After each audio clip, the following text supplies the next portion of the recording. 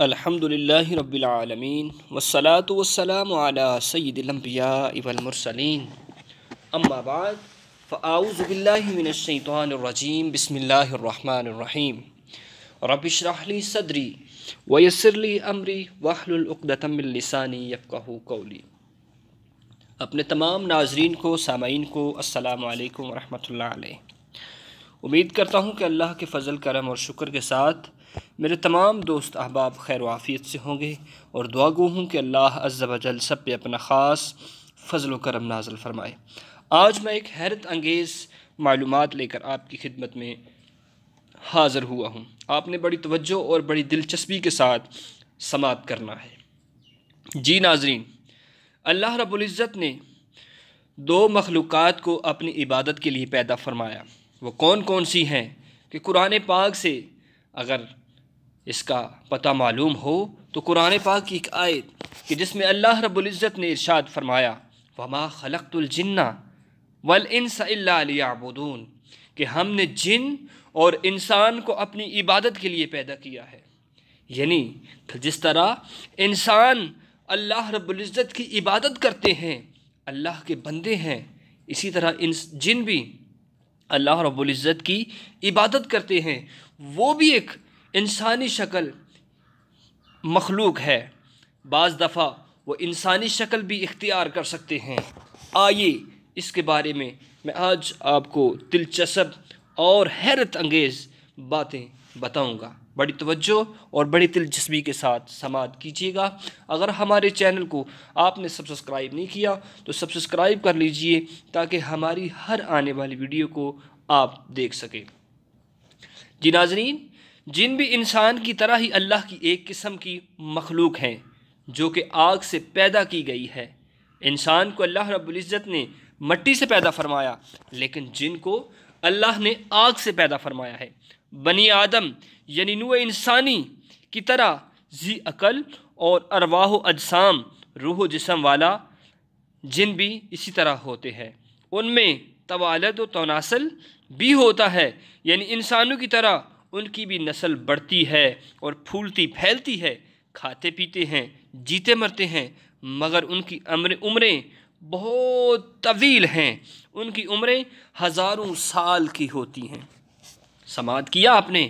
بڑی حیرت انگیز کہ روح و جسم رکھتے ہیں، یعنی کہ پیدا ہوتے ہیں اور مرتے بھی ہیں، لیکن ان کی عمریں ہزاروں سال ہوتی ہیں۔ جنات میں مسلمان بھی ہیں اور کافر بھی ہیں۔ جس طرح دنیا میں انسان کچھ مسلمان ہیں، کچھ کافر ہیں، کچھ عیسائی ہیں، اسی طرح جنوں کے اندر بھی کچھ مسلمان ہیں، کچھ اللہ رب العزت کے برگزیدہ لوگ ہیں اور کچھ کافر ہیں۔ مگر ان کے کفار انسان کی بنسبت بہت زیادہ ہیں۔ ان کے مسلمان نیک بھی ہیں اور فاسق بھی ہیں، البتہ ان میں فاسقوں بدکاروں کی تعداد بنسبت انسان زائد ہے۔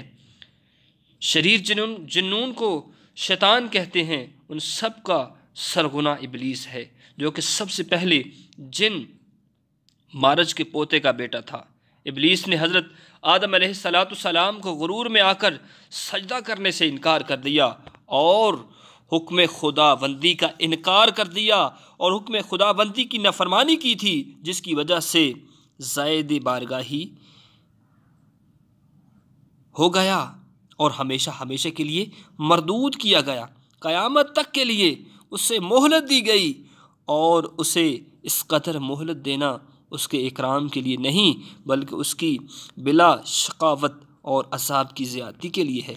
ابلیس کی طرح اس کے ذریت بھی مردود ہیں۔ یہ سب شیاطین ہیں اور انسانوں کو بہکانا ان کا کام ہے۔ طرح طرح کی ترکیبوں کے ذریعے نیک کام سے روکتے ہیں اور برے کاموں کی طرف ترغیب دلاتے ہیں۔ خدا کے نیک بندے ان کے مکر و اغوا میں نہیں آتے، بلکہ جب بھی وہ سامنے آتے ہیں، جب بھی ان کو بہکاتے ہیں تو کہتے ہیں لا حول ولا قوت الا باللہ العلی العظیم۔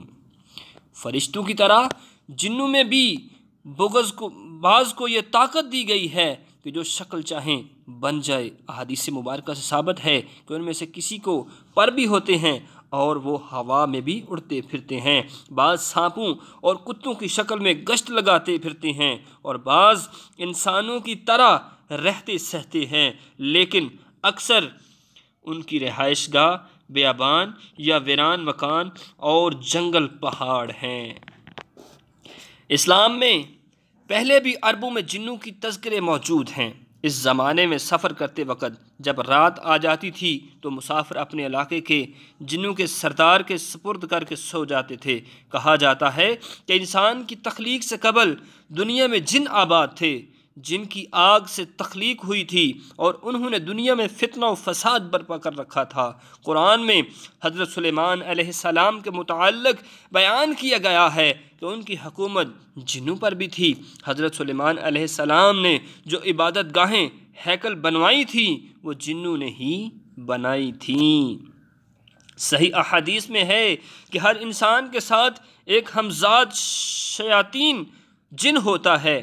ہمزاد جن ایک قسم کا شیطان ہے، اور وہ شیطان ہر وقت آدمی کے ساتھ رہتا ہے۔ وہ متعلقاً کافر ملعون ابدی ہے، سوائے اس کے جو حضور اقدس صلی اللہ تعالی علیہ وسلم کی بارگاہ میں حاضر تھا۔ وہ برکت و صحبت اقدس سے مسلمان ہو گیا۔ صحیح مسلم میں حضرت عبداللہ بن مسعود رضی اللہ تعالی عنہ سے ہے کہ حضور نبی اکرم صلی اللہ تعالی علیہ وسلم فرماتے ہیں، لوگو تم میں سے کوئی شخص نہیں ہے کہ جس کے ساتھ ہمزاد جن اور ہمزاد فرشتہ نہ ہو۔ لوگوں نے عرض کی، اے اللہ تعالیٰ کے رسول صلی اللہ تعالیٰ علیہ وسلم، کیا آپ کے ساتھ بھی ہیں؟ ارشاد فرمایا کہ ہاں میرے ساتھ بھی ہیں، لیکن اللہ تعالیٰ نے میری مدد فرمائی ہے کہ وہ ہمزاد شیطان مسلمان ہو گیا، لہٰذا مجھے سوائے بلائی کے کچھ نہیں کہتا۔ سبحان اللہ۔ اس احادیث مبارکہ سے ثابت ہوا کہ ہر انسان کے ساتھ ایک جن، ایک فرشتہ ہوتا ہے۔ تو ہمیں چاہیے کہ ہم اگر اللہ عز و جل کے نیک بندے بن گئے تو ہمارے ساتھ جو جن ہے، جو فرشتہ جو جن ہے، وہ بھی یقیناً اللہ رب العزت کا نیک بندہ بن جائے گا اور ہمارے لیے آسانیاں ہو جائیں گی۔ جس زمین پر ہم زندگی گزار رہے ہیں اسی پر وہ بھی رہتے ہیں، اور ان کی رہائش اکثر خراب جگہوں اور گندگی والی جگہ پر ہوتی ہے، مثلاً بیت الخلاء، گندگی پھینکنے اور پخانہ کرنے کی والی جگہ وغیرہ۔ تو اس لیے نبی کریم صلی اللہ علیہ وسلم نے ان جگہوں میں داخل ہوتے وقت اسباب اپنانے کا فرمایا، یعنی دعائیں اور اذکار۔ قبرستانوں اور ویران جگہوں پر بھی ان کا ڈیرا ہوتا ہے۔ اسی طرح گھروں کی چھتوں پر بھی یہ مخلوق رہتی ہے۔ اس لیے شام کے وقت سورج غروب ہوتے وقت نبی کریم صلی اللہ علیہ وسلم نے چھوٹے بچوں کو باہر چھوڑنے سے منع فرمایا۔ اللہ تعالیٰ اللہ عز و جل سے دعا ہے کہ اللہ رب العزت ہم سب کو ان شیاطین سے بچنے کی توفیق نصیب فرمائے۔